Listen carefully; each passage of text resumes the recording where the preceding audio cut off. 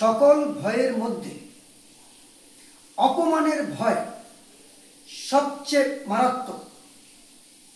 একবার যদি অপযশ বা অপমান হয় তাহলে সমাজের মধ্যে একটা অবিশ্বাসের বাতাবরণ সৃষ্টি হয়।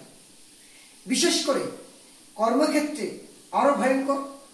কর্মক্ষেত্রে একবার অপমান বা অপযশ যদি হয়ে থাকে তাহলে সেটা থেকে বেরিয়ে আসা খুব মুশকিল।